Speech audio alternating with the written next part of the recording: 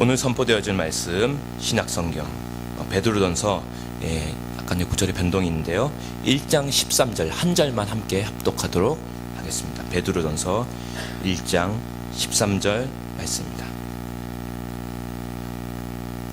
함께 하나님 말씀 받들어 올리겠습니다. 그러므로 너희 마음의 허리를 동이고 근신하여 예수 그리스도께서 나타나실 때 너희에게 가져다 주실 은혜를 온전히 바랄지어다. 아멘. 자리에 착석해 주십시오. 그리스도인의 윤리의 토대라는 제목으로 하나님 말씀 선포가 있겠습니다.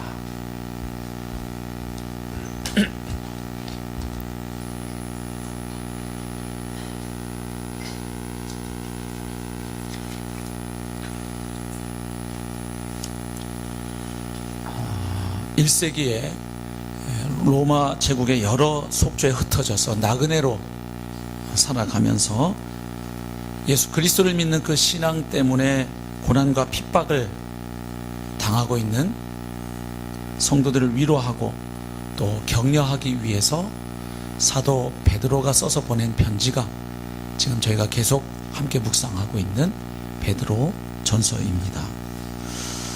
편지 서두에서 베드로는 가장 먼저 성삼위 하나님께서 그리스도인들의 구원을 위해 이룩해 놓으신 것들을 서술하고 있습니다.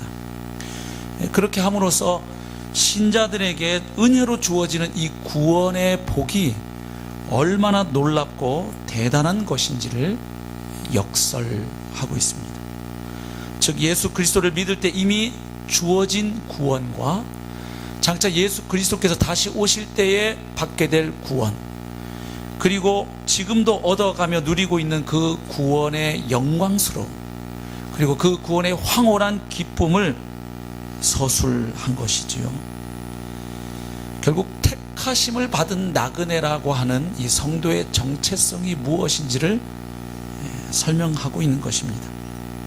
그래서 성도들이 비록 이 땅에서 흩어진 나그네로 살아가면서 고난과 핍박을 당하고 있고 시련과 연단을 당하고 있지만 하나님의 은혜로 구원받아서 하늘 백성이 되어 이 땅을 살아간다는 것이 얼마나 놀라운 복이요 특권인지를 먼저 설명한 것입니다. 이제 그리고 나서 베드로는 그렇게 하나님의 은혜로 택함을 받은 성도들이 이 땅에서 어떻게 살아가야 할지 구체적인 권면과 가르침을 주기 시작합니다. 여러 가지 권면이 주어져 있는데 이제 그 권면이 시작되는 부분이 바로 오늘 본문인 13절 말씀입니다. 그래서 이제 하늘 백성이 된 성도들에게, 이 땅에서 순례자요 나그네로 살아가는 성도들에게 주는 그 권면과 가르침은 이렇게 시작이 됩니다. 13절 첫 단어입니다. 그러므로. 오늘 우리가 묵상하려고 하는 말씀이 바로 이 한 단어입니다. 그러므로. 무슨 이야기입니까? 이제부터 사도 베드로는 성도들을 향해서 여러 가지 권면과 가르침과 교훈을 줄 것입니다. 이 땅을 순례자로 살아가는 성도들이 어떻게 살아내어야 할지, 어떻게 살아내야 하나님께서 영광을 받으시고 그리스도인들을 향해서 비난하는 그 세상 사람들의 입을 닫게 할 것이며 복음이 영화롭게 되고, 그리고 그리스도인들을 비난하는 그 사람들조차 하나님 앞으로 나올 수 있는지 여러 가지 구체적인 가르침과 권면과 명령을 줄 것인데, 이제부터 주어지는 그 모든 내용들이 어디에 기초하고 있다는 것입니까? 바로 그 앞에 쓰여진 내용, 특별히 3절부터 12절에 설명된 그 구원의 축복들의 토대 위에서 주어지는 것임을 의미하는 것입니다. 그렇죠, 여러분? 그러므로라는 말을 할 때는 그 앞에 지금까지 해온 이야기를 정리하면서 그것을 토대로 해서, 그것을 근거로 해서 이제 이런 내용을 말합니다 하는 의미를 갖는 접속사인 것이죠. 다시 말해서 그리스도인의 윤리와 실천 덕목은 철저하게 하나님의 은혜의 토대 위에서 주어진다는 사실입니다. 그러니까 밑도 끝도 없이 이렇게 하세요, 저렇게 하세요, 그렇게 하면 안 됩니다, 이런 잔소리를 늘어놓는 게 아니고 지금까지 설명된 그 구원의 은혜와 복, 하나님의 그 복음의 진리 위에서 그리스도인들의 윤리적 가르침이 주어지고 있다는 사실입니다. 이것은 사도 베드로뿐만 아니라 이방인의 사도였던 바울의 경우에도 마찬가지였습니다. 여러 군데 나오지만 가장 대표적인 곳 두 곳을 한번 보려고 하는데, 먼저 로마서 12장 1절 말씀을 보겠습니다. 보이시는 분들 한번 같이 읽으면 좋겠습니다. 시작. 그러므로 형제들아, 내가 하나님의 모든 자비하심으로 너희를 권하노니 너희 몸을 하나님이 기뻐하시는 거룩한 산제물로 드리라.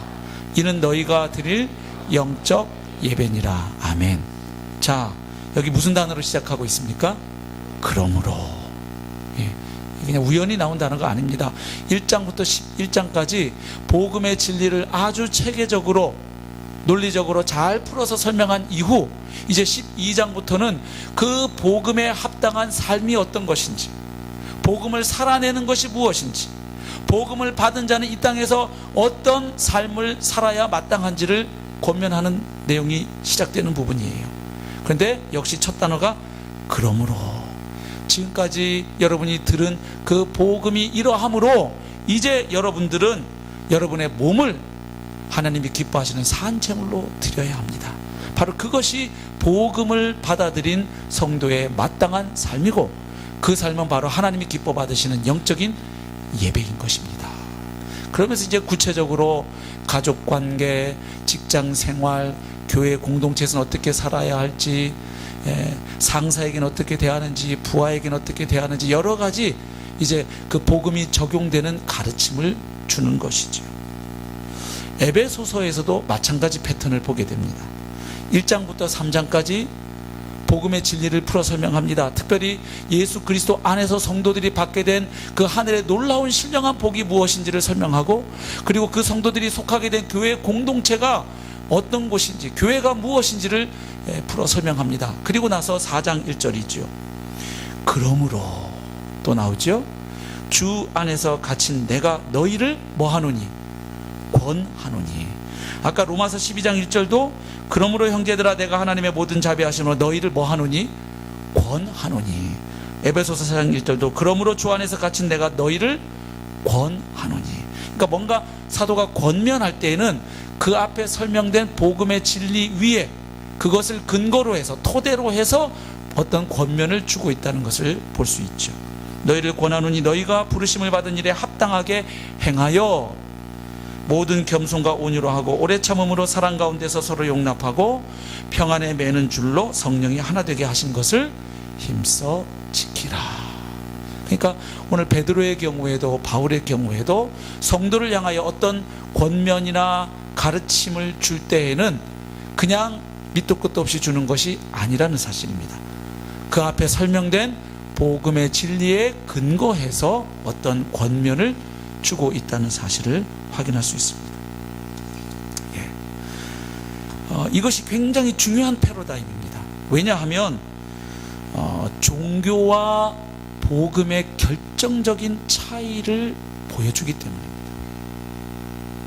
종교와 복음, 혹은 윤리 도덕과 복음, 어떤 차이를 가지고 있습니까? 여러 가지 방식으로 설명할 수 있겠습니다만은 이 시간 팀 켈러 목사님이 쓰신 그 센트럴 처치에 나오는 복음과 종교 그 대조표가 있는데, 좀 그것을 제가 좀 인용하면서 설명드리려고 합니다. 가령 종교는 이렇게 말합니다. 나는 순종한다. 그러므로 용납받는다. 그러니까 내가 하나님께 용납받는 근거가 뭐예요? 내가 순종하고 잘하니까 하나님이 나를 이뻐해 주시고 받아주시고 용납해 주신다는 패러다임이에요. 복음은 어떻게 말합니까? 나는 용납받았다. 그러므로 순종한다. 하나님의 은혜로 죄인인 내가 의인되고 사탄의 종노릇하던 내가 하나님의 자녀 되었으니 이제 자녀된 내가 아버지 하나님께 순종하는 것이 마땅하다. 하나님의 은혜가 먼저이죠. 내가 뭐 하면 하나님이 복 주시는 게 아니라 하나님이 주신 은혜와 복이 너무 감사해서 이제 그것을 깨닫고 순종한다는 패러다임이에요. 종교의 경우에 순종하는 이유는 무엇이 될까요? 순종하는 이유는 신에게 무엇을 받아내기 위해서입니다. 내가 이렇게 하면 하나님이 내가 원하는 이런 복과 은혜를 주시겠지 하는 패러다임. 그러나 복음을 붙잡고 살아가는 사람이 순종하는 이유는 무엇입니까? 바로 은혜로 나의 아버지가 되어주신 그 하나님을 더 알아가기 위함입니다. 그 하나님을 더 닮아가기 위함입니다. 그 하나님을 기뻐하고 닮아가는 것이 순종의 이유인 것이죠. 그래서 제가 아까 찬송 시간에 소스라치게 놀랐어요. 이 설교 원고를 보여주지도 않았는데 우리 찬양 인도자 김성민 형제가 우리 함께 외치십시다. 하나님을 알아가는 것, 하나님을 닮아가는 것 얘기할 때 살아있네. 역시 찬양 인도자의 영성 그냥 주어지는 거 아니에요. 깜짝 놀랐어요. 우리가 순종하는 이유는 이렇게 해서 하나님께 뭘 받아내고 뜯어내기 위함이 아니라 은혜로 우리의 아버지가 되어주신 그 하나님을 기뻐하고 그 하나님을 더 알아가고 싶고 그 하나님을 닮아가고 싶기 때문입니다. 종교의 경우에 순종하는 동기는 많은 경우 두려움과 불안입니다. 무슨 이야기입니까? 순종하지 않으면 하나님으로부터 벌 받을까봐, 아니면 내가 원하는 축복을 받아내지 못할까봐입니다. 실제로 저는 보고 들은 적이 있습니다. 주일날 예배에 빠지지 않고 나오는 이유 가운데 예배를 빠지고 골프 치러 가면 벼락 맞아 죽을 것 같다고 말하는 분을 저는 보았습니다. 그리고 이상하게 예배드리고 가면 공이 잘 맞는다고 제 앞에서 간증 아닌 간증을 하셨습니다. 마음이 편안하면 공도 잘 맞고 가끔 홀인원도 나오고, 예를 들어서 이 불안하면 공이 잘 안 맞겠죠, 그죠? 참 그 구멍에 공 하나 넣으려고 얼마나 고생하는지 모릅니다. 그냥 거기다가 탁 넣으면 될 거를 그걸 이렇게 계속 치면서 18호를 돌아서 결국 구멍에다 공 집어넣는 경기죠. 두려움과 불안 때문에 큐티 안 하고 출근하면 일이 잘 안 될 것 같으니까 뭐 이런 거예요, 쉽게 말하면. 그러나 복음 패러다임은 어떤 것입니까? 순종하는 동기는 하나님의 은혜에 대한 감사와 기쁨입니다. 그러니까 예배 드리는 것도 달라요. 내가 예배를 빼먹지 않고 드려야 하나님의 복을 주실 거야. 그리고 그렇게 주일 성수해야 나중에 나를 천국에 들어가게 해주실 거야. 종교 패러다임이에요. 복음 패러다임은 뭐예요? 하나님이 자기 아들 예수 그리스도까지 나를 위해 내어주셨기 때문에 그 은혜에 감격하여 하나님의 은혜에 대한 반응으로 예배하는 것입니다. 내가 예배하면 하나님이 뭘 해주시겠지가 아니라 이미 하나님이 해주신 은혜와 복을 깨닫고 그것에 대한 반응으로서 하나님 앞에 나오는 것입니다. 아멘? 완전히 다릅니다. 똑같은 예배 자리에 앉아 있어도 자아상도 완전히 달라지죠. 종교 패러다임으로 살게 되면 내 자신을 이렇게 보게 됩니다. 그 자아상이라는 것이 양극단 사이에서 왔다 갔다 할 수밖에 없어요. 이런 거죠. 내가 설정해 놓은 기준에 맞춰서 내가 잘 살고 있을 때에는 한없는 자신감을 갖게 됩니다. 아주 자신감으로 충만해져요. 그리고 나아가 교만에 빠집니다. 예를 들면 이런 거죠. 나는 기본적으로 신앙생활은 주일 성수, 수예배, 금요기도, 새벽기도는 일주일에 3번 이상, 큐트는 일주일에 5번 이상, 헌금은 이만큼, 11조, 성경헌금, 건축헌금, 감사헌금, 이건 4가지 기본. 그리고 또 일주일에 3번 금식, 뭐 예를 들어서 이렇게 하는 분은 안 계시죠 지금. 그다음 내 소득의 몇 프로는 반드시 구제로 흘려보내고, 그래서 이렇게 정해놓고 일주일에 또 몇 명 전도, 뭐 이런 거, 또 목장 모임은 한 달에 몇 번 이상 이렇게 정해놓고 잘 하고 있으면 자신감이 충만해져요. 그리고 나처럼 하지 못하는 사람들을 보면 이제 정죄하게 돼요. 아유, 저기 뭐야, 저게 성도야, 아유 집사야, 목사야, 권사야, 장로야, 아유 저러고 저래서 기독교인들이 욕을 먹지, 이렇게 판단하고 정죄하고 무시하게 됩니다. 그런 반면에 내가 정한 기준 이상으로 내가 못 살 때에는 또 어떻게 됩니까? 갑자기 자신감 급추락, 자신감 상실. 나는 패배자야, 난 버러지만도 못해, 난 쓰레기야, 하나님이 왜 이런 나를 구원해 주셨을까? 혹시 구원 잃어버린 건 아닐까? 뭐 이런 거죠. 복음에 의한 자아상은 어떻습니까? 복음으로 살아가는 사람은 그 사람의 자아상이 자신의 도덕적 성취에 근거하지 않습니다. 왜냐하면 처음 구원받을 때부터 그렇게 받지 않았기 때문입니다. 내가 헌금을 많이 하고 예배를 안 빠지고 착한 죄를 많이 해서 구원받은 것이 아닙니다.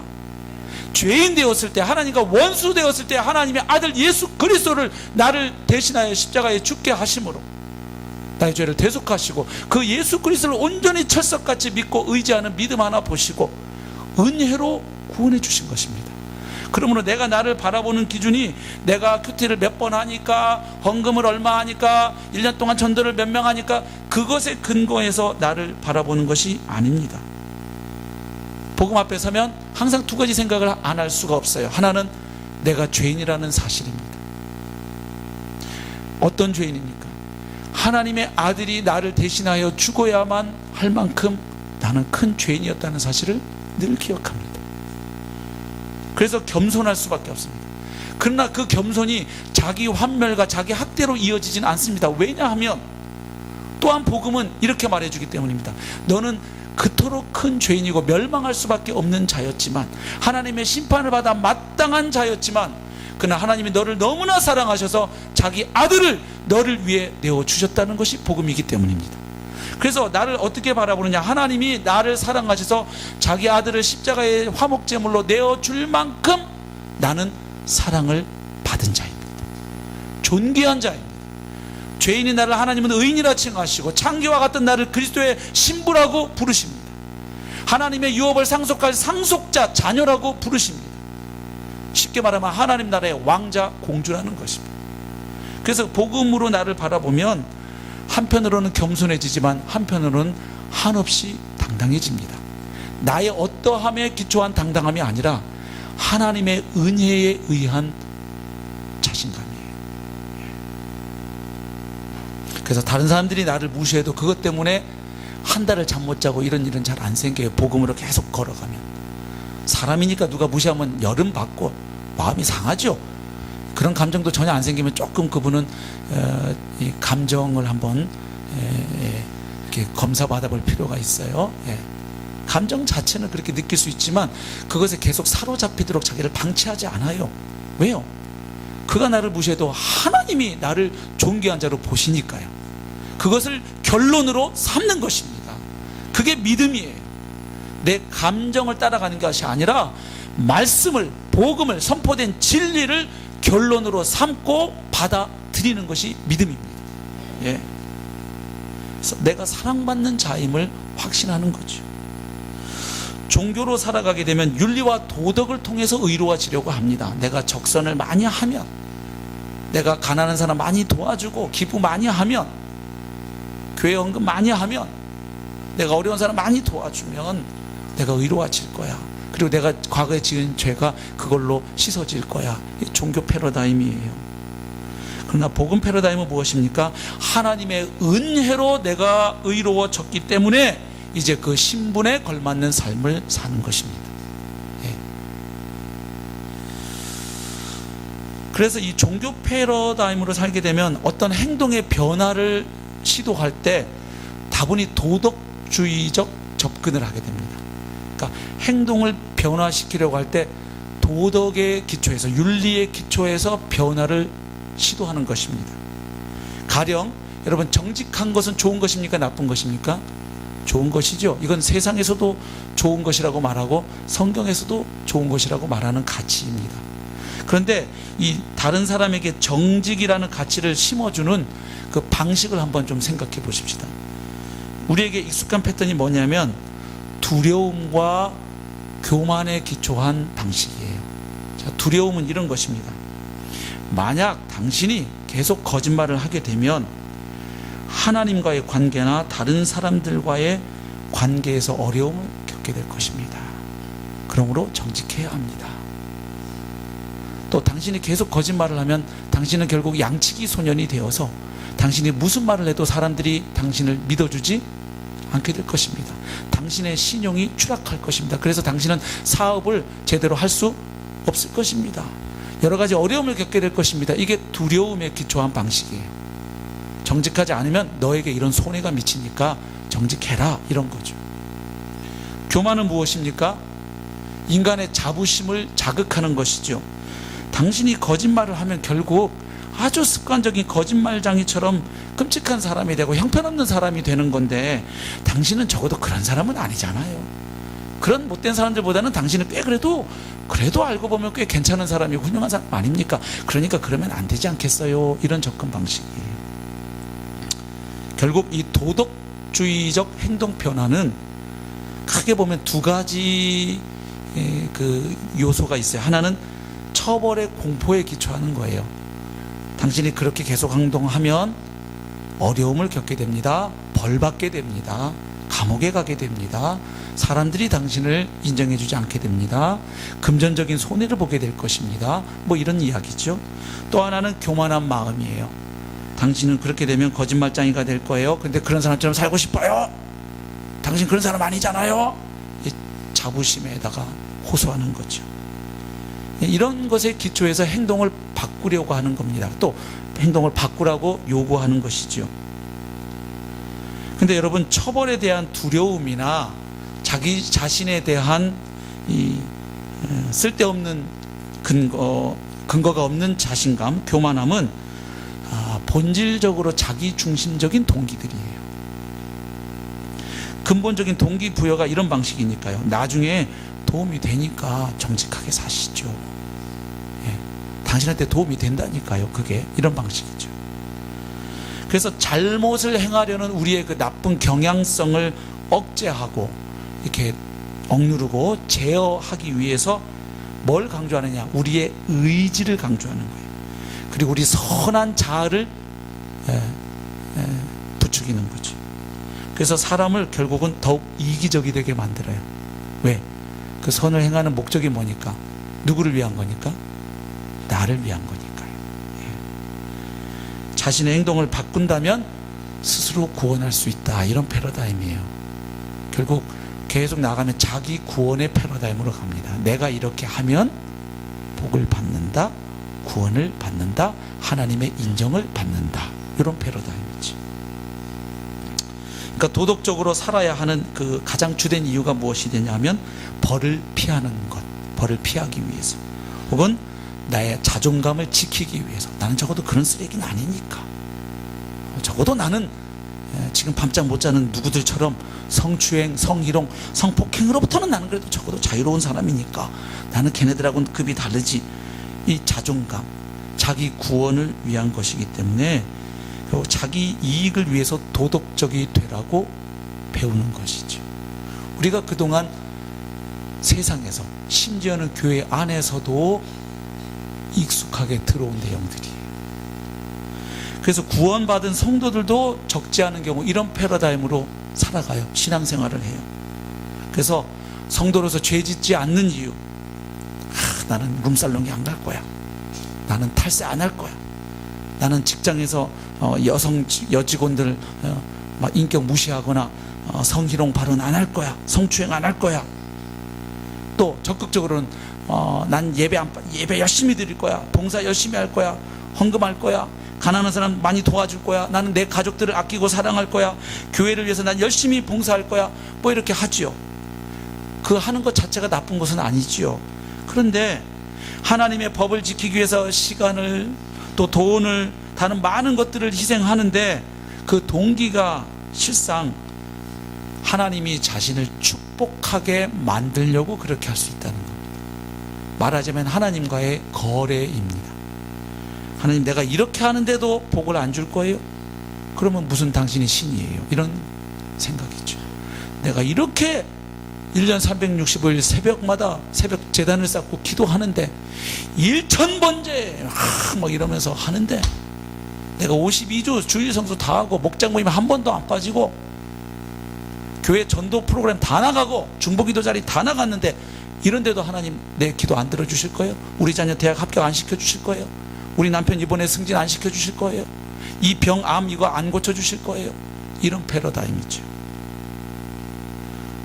아니면 다른 사람들에게 좋게 평가받기 위해서, 저 사람 참 착한 사람이야, 좋은 사람이야, 정말 인간성 훌륭해, 그 사람 법 없어도 살 사람이지, 정말 그 사람은 덕이 있어. 참 자비로운 사람이야.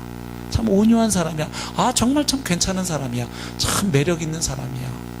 이런 평가를 받기 위해서 그런 경우가 많다는 거지.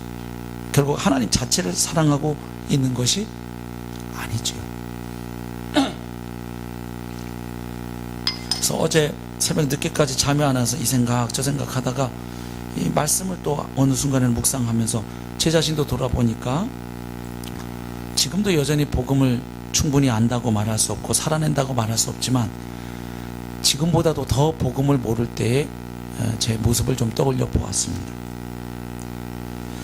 그랬더니 뭐 실수하고 범죄하고 넘어진 거는 빼놓고 잘한 것조차도 나름 스스로 자부심을 가지고 있었던 것도 보니까 복음에 기초하지 않은 것들이 너무 많아요.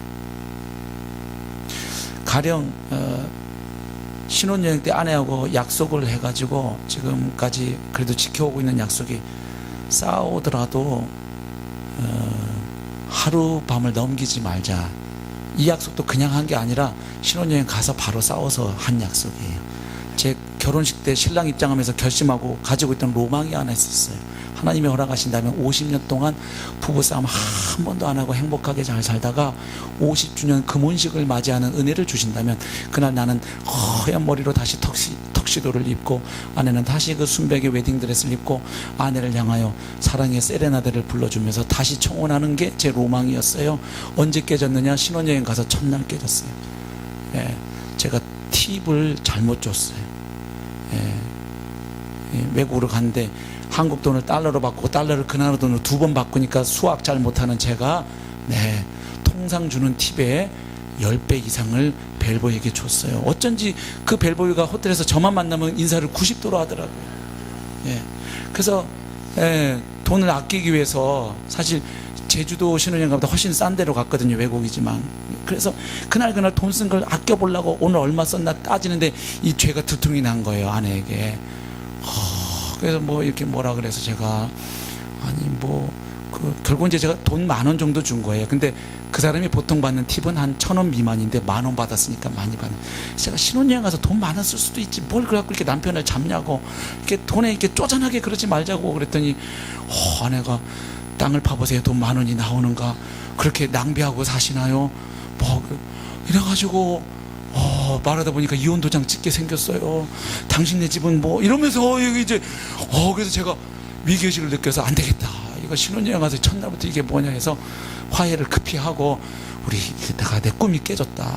안 싸우고 50년 살려고 했는데 결혼 첫날부터 이러니 앞으로 싸우더라도 절대로 하룻밤을 넘기지 말고 반드시 성경 말씀처럼 화해하고 둘이 손 붙잡고 기도하고 끌어안고 잡시다. 그래서 지금 20몇 년째 지켜오는데 그 약속을 지키는 게 제가 인격이 훌륭하고 영성이 훌륭하고 신실해서 그런 줄 알았는데 아니에요. 다 나를 위해서예요. 왜냐하면 저도 그렇고 아내도 그렇고 성향상 이 가까운 사람하고 계속 싸우고 불편한 관계 있으면 일단 제가 속이 힘들어요. 밥 먹는 게 다 체해 일단. 그리고 무엇보다 저는 성도님들 앞에서 설교를 하는 사람인데 아내하고 계속 싸우고 안 좋아서 제가 여기서 설교를 하려고 하면 일단 제가 설교하기가 불편해요. 그때 전도사실은 지금보다 얼굴 두께가 더 얇았어요. 일단 제가 서서 할 자신이 없고 설령 한다고 한들 저 뒤에 있는 앉아있는 아내가 어떻게 하겠어요? 너나 잘하세요. 이러면 끝나는 거예요. 그리고 사모들 모임, 셀 모임 할 때 아이고 저 김 목사 있지 뭐 이러면 그 목회를 우회해요. 그러니까 이게 복음 때문에 하는 게 아니고 내 평판, 내 목회, 내 감정 때문에 하는 것들이 더 많은 거예요. 다른 사람들은 아내는 속아줄 줄 몰라도 누구는 안 속아요? 하나님은 정확히 하시는 거예요. 철저하게 자아숭배, 우상숭배적 동기에서 좋은 일을 할 수 있다는 이야기. 신앙생활 우리 그렇게 할 수 있어요. 그래서 바른 일을 하도록 하기 위해서 이 자기 중심성을 자극하고 부추기는 것은 우리 마음의 가장 근본적인 문제인 이 자기 중심성을 해결하지 못합니다. 여러분, 죄의 가장 본질과 핵심이 무엇이죠? 자기 주장하는 거 아니에요. 하나님 밀어내고 내가 신되는 거 아니에요. 내가 내 인생 주인 노릇하겠다는 거 아니에요. 이게 죄의 뿌리잖아요. 선악과 먹은 동기가 그거 먹고 누구처럼 되겠다. 하나님처럼 되어서 선과 악을 누가 정하겠다. 내가 정하겠다. 그래서 아담 이후 모든 사람들의 빠진 질병 하나가 내로남불이에요. 내가 하면 로맨스고 남이 하면 불륜. 내가 결정을 미루고 있으면 나는 신중한 사람이고 남이 그러고 있으면 우유부단한 사람. 이렇게 되는 거죠. 운전할 때도 내 차 앞에 누가 끼면 나쁜 사람이고 내가 끼려고 깜빡이는데 안 껴주면 그 놈이 나쁜 놈이 되고 항상 그렇잖아요. 그래서 이런 방식으로 접근하면 가장 근본 문제가 해결이 안 돼요. 오히려 더 강화시켜요. 근본적인 이기심을 극복하지 못하는 것이죠. 두려움과 자만의 호소함으로 결국 이기심과 이기심을 싸우게 만드는 꼴이에요. 나를 위하는 이기심으로 이 이기심을 억제하겠다는 거잖아요. 제어하게 해보려는 거잖아요. 결국 자기 중심성의 힘을 확인해 줄 뿐이에요. 야, 정말 우리의 자아라는 것은 찔기고도 찔기구나. 정말 대단하다. 이걸 보게 하죠. 그래서 결국 도덕주의에 기초한 행동 변화는 사람으로 하여금 결과에 대한 두려움을 통해서 다른 양상을 띠도록 그렇게 할 뿐이지 실제로 그 사람이 다른 모습이 되도록 다른 삶을 살도록 그렇게 하지 못한다는 사실입니다. 그래서 이 도덕주의적 접근으로 내 행동을 변화시켜 보려고 하는 사람들이 의외로 그렇게 노력하다가 착하게 바르게 잘 살아보려고 노력하는데도 의외로 어떤 죄에 반복적으로 빠져드는 것이 바로 그 이유예요. 그렇게 나는 잘 살고 싶은데 내가 죄를 짓는 거예요. 어떤 죄에 자꾸 반복적으로 걸려드는 거죠. 그리고 가슴을 치다가 가슴을 치는 것도 한두 번이지 주일마다 와서 가슴을 치다 보면 에이 그게 사람이지 뭐 이러고 그러고 그냥 포기하거나 아니면 신앙을 접는 경우도 생겨요. 왜? 내가 어떻게 느껴집니까? 위선자고. 교회에는 전부 누구만 앉아있어요? 죄다 위선자들만 앉아있는 위선자 집합소로 느껴지거든요. 그 신앙을 포기하는 경우가 생겨요. 더 이상 못 버티겠다. 이 도덕주의적 성과 안에서 계속 억눌리면 어느 순간에 너무 지쳐서 아, 나 더 이상 못하겠어. 이렇게 되어 신앙을 포기하는 경우도 있다는 것이죠. 그러나 하나님의 은혜의 복음은 사람의 마음을 억지로 이렇게 쥐어짜서 어떤 틀에다가 강제로 넣어서 행동을 바꾸는 방식이 아닙니다. 마치 철을 강제로 휘게 하는 게 아니라 철을 녹여서 새로운 성분으로 만드는 거죠. 복음은 새로운 기쁨과 감사를 낳기 때문입니다.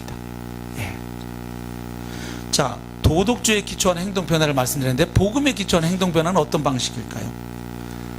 성경의 몇 가지 예를 들고 말씀을 마무리하겠습니다.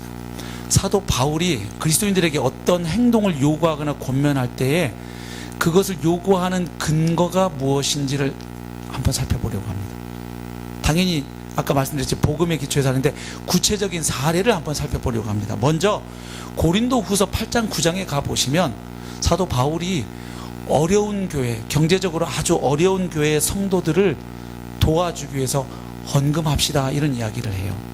조금 더 여유 있는 교회 성도들에게 어려운 교회 성도들을 돕기 위해서 연보에 대한 가르침과 권면을 주고 있습니다. 그런데 그때 그 헌금을 하도록 이렇게 요청할 때 무엇에 근거해서 헌금 이야기를 꺼내느냐 하는 사실이에요. 바울은 이렇게 하고 있지 않아요. 교인들에게 부담을 팍팍 줘가지고 헌금을 하게 하거나 아니면 사도로서 자신의 권위를 주장해서 헌금을 뜯어내지 않습니다. 사람들의 의지에 압력을 가해가지고 헌금하게 하지 않아요. 예를 들면 나는 사도이고 또 이것은 여러분들이 해야 할 의무입니다. 이런 방식으로 요구하지 않는다는 거예요. 또 헌금을 여러분이 많이 하면 저 어려운 교회 성도들을 돕기 위해서 헌금 많이 하면 하나님이 복의 복을 아주 넘치도록 줄 것입니다. 이렇게 하거나 아니면 여러분들이 저 어려운 교회 성도들을 알고도 형편을 듣고서도 헌금 안 하면 여러분은 저주를 받을 것입니다. 협박하지 않습니다. 여러분이 이렇게 하지 않으면 하나님 벌 받을 거예요. 이렇게 하지 않아요. 아니면 또 감정을 정서를 자극하지도 않아요. 이거 우리가 많이 보는 거예요. NGO 기부금 모금 광고 보시면 거기에 막 잘생기고 건강하고 포동포동한 애 나오는 거 보셨어요? 어떤 아이 나와요? 눈 이렇게 튀어나오고 막 배 너무 굶으면 이렇게 오히려 튀어나오죠. 볼록 막 정말 불쌍한, 보기만 해도 우리 마음이 움직일 수밖에 없는 그런 아이들이 나오죠. 그러면서 여러분, 한 구자하면 이 아이를 한 달을 먹일 수 있습니다. 그럼 나도 모르게 딱 누르게 되잖아요. 그죠? 또 막 불이 나가지고 어려워진 이웃 보고 그러면 우리 마음이 움직이잖아요. 그 어려운 이웃들 보면 측은지심 안 들면 그건 좀 정상적인 사람 아니겠지요. 그래서 바울이 이렇게 하고 있지 않다는 거예요. 여러분, 지금 저 교회 성도들, 예를 들면 예루살렘 교회 성도들이 얼마나 지금 가난하고 비참하게 살고 있는지 알아요? 여러분은 하루 3끼 밥 꼬박꼬박 먹죠? 저 사람들 지금 한 끼밖에 못 먹어요. 북한에 있는 성도들 지금 피죽도 못 먹고 있는데, 좀 이따 강서교회 성도 여러분 좀 이따 점심밥 넘어가요? 그런데 말이야, 북한 사람들 굶고 있는데 밥국, 김치, 김밖에 안 준다고 불판이 나오냐고요? 막 이러면서 어제 우리 여목자회에서 반찬을 몇 가지를 하냐, 김을 얼만큼 몇 장을 드릴 거냐, 네, 그것도 어제 토론했어요. 네. 어제 오신 분들은 알죠? 네. 예, 그런 걸 이렇게 해서 막 감정을 부추겨서, 그러니 여러분 헌금합시다, 이렇게 해서 헌금을 나오게 하지 않았어요. 아니면 인간의 이 부채의식, 저 성도들에 비하면 여러분들은 너무 잘 사는 거예요. 여러분들은 지금 여러분보다 잘 사는 사람 보면서 가난하다고 생각하고 있죠. 얼마나 부자인 줄 알아 당신들이? 근데 안 내놓을 거야, 막 이런 거. 예를 들면 이렇게 헌금을 권면하지 않고요. 가난한 성도들을 위한 헌금을 어떤 논리에서 권면하느냐, 우리 고린도후서 8장 9절 말씀 보겠습니다. 같이 읽어보실까요? 시작. 우리 주 예수 그리스도의 은혜를 너희가 알거니와 부여하신 이로서 너희를 위하여 가난하게 되심은 그의 가난함으로 말미암아 너희를 부여하게 하려 하심이라. 아멘. 결국 복음 이야기를 또 하는 거예요. 여러분, 우리가 우리보다 어려운 성도를 위해서 구제하고 이렇게 기부해야 될 그 이유는 다른 게 아닙니다. 그걸 해야 복 받기 때문에, 그걸 안 하면 저주와 심판 받고 벌 받기 때문에, 사업 망하기 때문에, 그거 아니고 여러분이 받은 은혜를 생각해 보십시오. 지금 그 얘기하는 거예요. 여러분은 우리 주 예수 그리스도의 은혜를 아시는 분들 아닙니까? 그 예수 그리스도의 은혜가 무엇입니까? 하나님의 아들이신 예수님은 하나님과 동등하신 분, 영광스러운 하늘 보좌 우편에 앉아 계시던 그분이 우리를 구원하고 살리시기 위해 그 부요하신 자리를 다 내려놓고 하늘 보좌에서 이 땅으로 그분이 인간되어 오셨고, 그리고 우리를 대신하여 그분이 죽으시고 부활하심으로 말미암아 우리가 구원받게 된 것이 복음 아닙니까? 그게 우리가 받은 은혜 아닙니까? 그분이 자발적으로 우리를 위해서 가난하게 되신 결과 우리가 그리스도로 말미암아 부유하게 되었으니, 주님으로 인하여 부유하게 된 우리가 이제 다른 사람들을 위해 돕는 것은 얼마나 자연스럽습니까? 당연합니까? 우리가 받은 복음이 우리에게 그렇게 하도록 요구하지 않습니까? 복음의 기초에서, 은혜의 근거에서 헌금 이야기를 하고 있어요. 무슨 어줍지 않은 협박이나 강요나 이렇게 사탕발림으로 헌금하게 하지 않습니다. 복음의 기초에서 헌금 이야기를 합니다. 부부관계에 대해서도 얘기할 때도 마찬가지입니다. 우리 에베소서 5장에 보면 거기 가정생활 준칙이 나와요. 남편이 아내에게, 아내가 남편에게, 부모가 자식에게, 자식이 부모에게, 또 회사에서는 상관이 부하에게, 또 부하가 상관에게, 그 다양한 관계 속에서 복음을 어떻게 살아낼지 권면을 주고 있지요. 근데 그 중에 남편들에게 주는 권면 한 곳을 좀 읽어보려 합니다. 우리 에베소서 5장 25절부터 27절 읽을 건데요. 당시 이 편지를 받아 읽었을 에베소의 남자들을 한번 생각해 보십시오. 그 당시 에베소 남자들은 예수 믿기 전에 이교적 배경을 가지고 살았던 남자들입니다. 그래서 기본적으로 결혼에 대해서 이해할 때, 아내에 대해서 생각할 때 가진 일반적인 태도가 있습니다. 결혼을 사업적 관계로 많이 보았습니다. 결혼을 통해서 최대한 이익을 얻으려 간 거예요. 예. 예.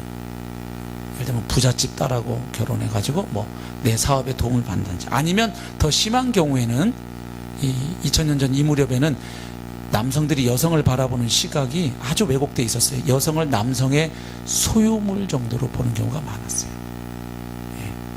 한 인격체로 대하지 않고, 나와 동등한 한 사람으로, 하나님의 형상으로 대하지 않고, 남성에게 종속된 무슨 하녀, 시다바리, 무슨 남성을 위해 존재하는 무슨 뭐 그런 존재쯤으로 여기는 그 남자들이었어요. 얼마 전까지 그런 사고를 가지고 결혼 생활 해온 그 남성들을 향하여 바울이 권면하는 거예요. 여러분들의 아내를 아끼고 귀하게 여기고 존중하십시오. 근데 그 권면하는 근거가 뭐냐 이거예요. 우리 에베소서 5장 25절부터 27절 말씀을 읽겠습니다. 시작. 남편들아 아내 사랑하기를 그리스도께서 교회를 사랑하시고 그 교회를 위하여 자신을 주신같이 하라. 이는 곧 물로 씻어 말씀으로 깨끗하게 하사 거룩하게 하시고 자기 앞에 영광스러운 교회로 세우사 티나 주름 잡힌 것이나 이런 것들이 없이 거룩하고 흠이 없게 하려 하심이라. 아멘. 남편 여러분, 여러분의 아내를 귀하게 여기고 사랑하시고 존중하십시오. 그래야 복을 받습니다. 아니면 그렇게 안 하면 하나님의 벌을 받습니다. 사업 망할 겁니다. 건강 잃어버릴 겁니다. 이런 논리 아니에요. 여러분이 여러분의 아내를 귀하게 여기고 사랑하고 존중해야 될 이유는 여러분의 주님이신 그리스도께서 신부인 교회를 사랑하셔서 자신을 내어주셨기 때문입니다. 그 복음의 원리를 적용하는 거예요. 여러분들의 아내를 그렇게 대해야 다른 사람들이 여러분을 좋은 남편, 착한 남편, 괜찮은 남자라고 칭찬해 줄 것입니다. 이거 아니에요. 복음 이야기를 또 하는 거예요. 그리고 주님이 신부인 교회를 사랑하신 게 교회가 사랑스러워서 너무나 러블리해서 그랬다는 게 아니라는 거예요. 너무 보기만 해도 예뻐서가 아니라 사랑스러워서 사랑하신 게 아니고 사랑스러운 존재로 만드시기 위해 사랑하셨다는 이야기예요. 지금 무슨 얘기냐면 물로 씻어 말씀으로 깨끗하게 하사, 깨끗하지 않았다는 거예요 원래는. 그런데 그 교회를 주님의 신부 삼으신 이유가 깨끗하게 하시고 거룩하게 하고, 그래서 주님 앞에 세웠을 때 영광스러운 교회로 세워서 더 이상 티나 주름 잡힌 것이 없이 거룩하고 흠이 없게 하려고 주님이 교회를 신부 삼으시고 자기를 내주셨다는 거예요. 그러니까 여러분의 아내를 대할 때 너무 보기만 해도 정이 가고 사랑스럽고 이쁘니까 사랑하라가 아니라 당신으로 인해서 당신의 아내가 그런 존귀한 자가 되도록 하십시오. 이런 권면이에요. 그러니까 결혼 생활을 잘하고 있다는 것은 나랑 아내가 10년, 20년, 30년 살수록 아내가 점점 믿음이 성숙해지고 인격이 성숙해지고 예수를 잘 믿고 점점 더 사람이 정말 주님을 닮아가고 믿음이 깊어지고 온유해지고 이러면 결혼생활 잘하는 거예요. 근데 아내가 처음에는 순한 양 같은 사람인데 나랑 30년 살더니 완전히 사냥개가 됐으면, 싸나운 아주 불독 같은 여자가 됐으면 지금 너 결혼생활 잘못한 줄 알아라 이 소리예요. 쉽게 얘기하면 당신의 결혼생활을 통해서 아내를 흠과 티가 없는 영광스러운 아내로 만들어 가야 남편 역할 지대로 하는 거예요. 남자분들 되게 오늘 부담스러우시죠? 예. 제가 신혼 때 실수한 게요, 아내가 저보다 나이 한 살 많다고 막 잔소리를 하고 가르치더라고요. 그래서 존심이 상해가지고 하루는 가정 예배를 빙자하여, 제가 그날 설교 본문 어디 잡았게요? 에베소서 5장 요 말씀 앞에 아내들아 남편에게 복종하고 그걸 했더니 저 머리 좋은 여자가 아멘 그러더라고요. 그래서 아싸 성공이다. 그랬더니 그 다음에 하는 말, 그 다음 구절은 왜 설교 안 하시려고 하세요? 헐, 네, 망했어요 그날 가정 예배. 네. 남편에게 주는 내용이 더 긴 거 있죠. 네. 그리고 더 힘들어. 아내들은 까짓거 네 남편이 남편으로 안 보이고 자식으로 보여도, 아들로, 큰아들로 보여도 까짓거 하나님이 가정의 리더로 세웠으니까 주님 때문에 주님을 경외함으로 남편의 헤드십을, 리더십을 좀 인정해줘라. 얼마나 불쌍하냐 걔네들도. 남편을 좀 존중해줘라. 눈 딱 감으면 자매님들 좀 힘들어도 할 수 있겠죠. 근데 남편에게 주신 건 잔인해요. 주님이 교회를 위하여 자신을 주신 같이, 이건 뭐냐면 십자가에 내어준 것처럼 너도 아내를 위해 죽어 이 소리잖아요. 그러니 제가 망한 거지. 예. 예. 이래가지고 큰아들 기훈이 키울 때 제가 밤에 우유 먹이를 9번씩 깬 거예요. 예. 예, 저는 9번 깨고도 새벽 기도 가서 설교할 수 있는 체력이 되는데 아내는 9번 깨면 다음날 학교 가서 수업을 못 하거든요. 저혈압이니까. 이 구절 때문에 제가 망했어요. 네. 진짜 망한 건 아니고요. 네. 자, 무슨 말씀인지 이해되시죠? 예, 부부끼리 사랑해라, 아내 사랑해라. 그래야 가와 만사성, 여자 말 잘 들어야 네 사업이 잘 되는 거야, 일이 잘 풀려, 이런 차원이 아니에요. 복음의 근거에서 얘기하고 있는 거예요. 예. 그리스도인의 자기 관리에 대해서도 마찬가지 논리예요. 그리스도인이 왜 이 세상에서 대충 안 살고 절제하면서 경건하게, 신중하게, 의롭게 살아가려고 자기를 관리하고 노력해야 하는가? 그래야 사람들이 칭찬하니까, 복이 떨어지니까, 그렇게 해야 로또 복권 당첨되니까, 이런 이야기 안 합니다. 우리 디도서 말씀 한번 볼까요? 그리스도인들은 이 불경건한 것, 세상의 정욕에 대해서 NO! 거절하고 살아가야 된다는 거예요. 절제하면서 살아가야 된다는 거예요. 근데 그 이유가 뭐냐? 디도서 2장 11절부터 보겠습니다. 모든 사람에게 구원을 주시는 하나님의 은혜가 나타나서 그 은혜가 우리를 뭐한다? 양육하시되. 하나님의 은혜가 나타나서 하나님의 은혜가 우리를 양육하고 훈련해서 우리를 어떤 방향으로 몰아간다는 거예요. 이끌어 간다는 거예요. 어떤 방향으로? 경건하지 않은 것과 이 세상 정욕을 다 버리고 하나님의 은혜가 자꾸 내게 깨달아지고 다가올수록 그 전에 우리에게 익숙했던 불경건, 세상 정욕, 이런 것들을 자꾸 버리게 된다는 거예요. 그리고 어떤 쪽으로 나가느냐? 신중함과 의로움과 경건함으로 이 세상에 살고 복스러운 소망과 우리의 크신 하나님 구주 예수 그리스도의 영광이 나타나심을 기다리게 하셨으니. 아멘. 그러니까 성도가 이 세상을 의로움과 경건함으로 살게 되는 이유가 그렇게 해야 너 나중에 천국 들어갈 거야, 이게 아니라 하나님의 은혜가 이미 나타난 거예요. 근데 그 하나님의 은혜가 우리를 가만히 있게 하지 않는다는 거예요. 그 은혜 때문에 뭐 벌 받을까봐, 나중에 지옥 떨어질까봐, 구원이 취소될까봐 벌벌 떨는 마음으로 무서워서, 이게 아니라 그 은혜가 우리를 양육해 간다는 거예요.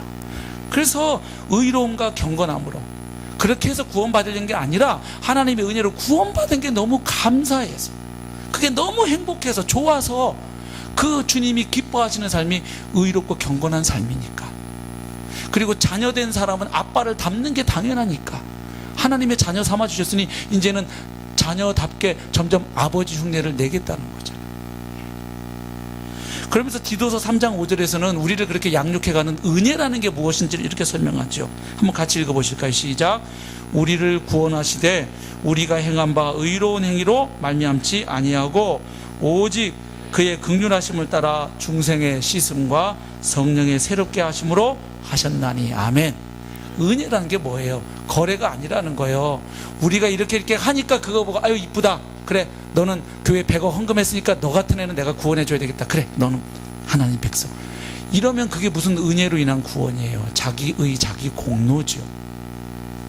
근데 우리가 이상한 것은 은혜로 구원 받아놓고 신앙생활 하다 보면 어느 모드로 또 돌아가요. 이게 또 율법 도덕 모드로 자꾸 돌아가요. 심지어는 목사님들이 처음 예수 믿게 할 때 구령 상담할 때는 복음 전했고, 그 다음부터 설교는 또 어디로 가요? 11조 하라고요, 전도 하라고요, 봉사해야죠. 그러고도 복 받기를 바래요. 그 저주가 임할 거예요. 막 얼르고 협박하고, 이 복음하고 완전히 반대로 가잖아요. 네? 그래서 막 헌금 많이 해서 복 받은 분 간증은 세워요. 근데 정말 법대로 사업 경영하고 제대로 탈세 안 하고 교회 제대로 막 헌금하고 희생하다가 망한 분은 절대로 간증으로 안 세워요. 그런 경우가 없을까요? 저는 이 시대에 정말 제대로 옳게 신앙생활하고 제대로 사업하다 보면 망하는 경우도 있을 것 같아요. 물론 복 받아서 막 기대했던 거에 100배 1000배 복 받는 분 있고요, 많이 있어요. 그리고 저는 그렇게 되기를 기도합니다. 제가 절대로 우리 성도님들 믿음대로 살다가 망할지어다, 제가 이런 기도 정말 양심을 걸고 한 번도 기도한 적 없습니다. 예, 다 하나님의 은혜와 복을 풍성하게 누리기를, 그리고 특별히 성도님들의 자녀들이 정말 하나님의 은혜 가운데 그 진로와 미래가 정말 시온의 대로가 열리기를 기도하지, 어떤 목사가 정신 나갔다고 성도들 망하라고 병 걸리라고 기도하는 목사가 어디 있겠어요? 그런 놈이면 목회 빨리 그만둬야죠. 성도님들을 위해서라도. 그렇지만 우리가 알잖아요. 바울은 예수 잘 믿은 것 때문에 그의 인생 결론이 뭐였습니까? 목 잘려서 죽었어요. 그럼 망한 거예요. 침례 요한은 예수님의 길을 예배하다가 그 계집아이 하나 농간 때문에 목 잘렸어요. 망한 거예요? 아니잖아요. 그래서 이게 우리가 복음을 받아놓고도 또 이렇게 가요. 아, 나는 의롭고 경건하고 신중하고 절제하며 살아야 돼. 왜?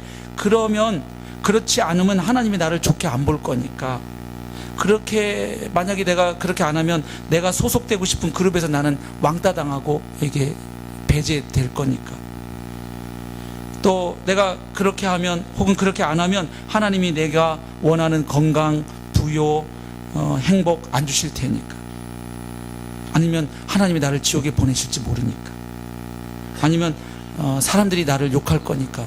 아니면 계속 이렇게 가면 내 자신도 나를 미워하게 되고 나를 경멸하게 되고 내 자존감이 바닥에 떨어질 것이니까 나를 위해서라도 나는 다 이게 자기 중심적인 욕구를 이용해서 뭔가 해보려는 시도들입니다. 지금 디도에서 바울이 말한 건 이거, 여러분들이 정말로 변화되기를 원하면 복음이 당신을 가르치도록 하십시오. 그러니까 복음을 계속 묵상하라는 거예요. 아멘. 그래서 처음 구원받을 때도 복음이 필요하지만 구원받은 이후에도 우리가 성화를 경험해 가는 과정에도 계속 예수님을 사랑하고 닮아가는 과정에도 복음으로 은혜로 하는 것인 줄 믿습니다. 근데 잘못하면 복음으로 시작해놓고 다시 신앙생활은 내 힘, 내 노력, 내 공로, 내 의, 율법주의, 도덕주의로 또 돌아가요. 그럼 그리스도가 왜 필요해요? 성령님은 왜 오셨고? 우리 힘으로 안 되는 걸 너무 잘 아시. 너희를 내가 의롭다고 의인으로 삼아놨지만 신분 바꿔놨지만 그렇다고 해서 니네가 하루아침에 달라져갖고 오늘부터 죄 하나도 안 짓는 그런 사람 아니다. 니네가 몸을 가지고 이 세상 사는 동안은 점점 성화돼 가겠고 마지막 영화의 구원에 참여하겠지만 그런 존재가 아님을 아시고 누구를 보내주셨죠? 보혜사 성령을 보내주셨죠. 그래서 성령을 따라 살으라고 이야기하고, 그리고 너희들이 이미 죄에 대하여는 죽은 자요 하나님께 대하여는 산 자로 여길지어다. 그리고 여기기만 하지 말고 이제 그렇게 여기면 너희 몸을 하나님께 드릴지어다. 그 헌신과 순종이 나오는데 그렇게 드리면 구원받으니까가 아니고 은혜로 구원해 주셨으니까 그걸 사실로 여기고 이제 그렇게 너희 자신을 드리라. 이것이 성경이 이야기하는 기독교 윤리예요. 세상의 종교와 완전히 다릅니다. 그래서 우리가 오늘 우리 자신의 신앙생활을 돌아보면서, 그리고 앞으로 베드로전서에서 나오는 성도가 이 세상을 살아가는 구체적인 권면을 하나하나 읽어갈 거예요. 근데 그때 늘 기억해야 돼요. 우리가 오늘 이렇게 해야 복받나 보다, 이렇게 안 하면 저주받, 이렇게 보지 마시고 앞으로 이제 베드로 사도가 우리에게 주는 권면을 하나하나 읽어갈 때마다 항상 그 밑에 뭐를 생각해야 된다는 것이죠? 복음, 하나님이 그리스도 안에서 주신 은혜, 성삼위 하나님이 우리에게 주신 그 놀라운 구원의 복, 그것에 기초해서 그것을 근거로 해서 우리가 이제 하나하나 가르침을 받아들이고 실천해 갈 수 있기를 바랍니다. 또 다른 사람들을 그렇게 대할 수 있기를 바랍니다. 예. 근데 우리가 그러니까 복음 안에서 계속 자라가야 됩니다. 그래서 저도 자녀 양육한 방식도 어젯밤에 새벽에 잠이 안 와 생각해 보니까 복음 가르쳐 놓고 복음하고 반대되는 걸 많이 한 거예요. 우리 주일학교 교사들도 그럴 수 있어요. 막 복음 설교 시커내 놓고 그 다음에 애가 막 떠드니까 너 일로 와. 너 떠들면 다른 애들이 너를 얼마나 욕하겠어. 너희 부모님이 얼마나 욕을 먹겠어. 너 아빠 목사님 아니야, 집사님 아니야, 네가 그렇게 행동하면, 그리고 너 그렇게 하면 친구들한테 왕따 당해. 너 하나님이 복 안 줄 거야. 아니면 더 나쁜 경우, 너 선생님 얼마나 무서운지 몰라? 한 번 더 뜨거운 맛을, 한번 선생님이랑 저 와우실 따로 들어갈까? 예를 들면, 그러면 그 앞에서 전한 설교로 들은 복음하고 실제로 이런 가르치면 애들은 어디에 영향을 많이 받아요? 당연히 이거죠, 후자죠. 근데 우리도 그렇다는 거예요. 애들만 그런 게 아니라. 그래서 우리도 끊임없이 우리 자신에게 뭘 선포해야 될까요? 복음을 선포해야 합니다.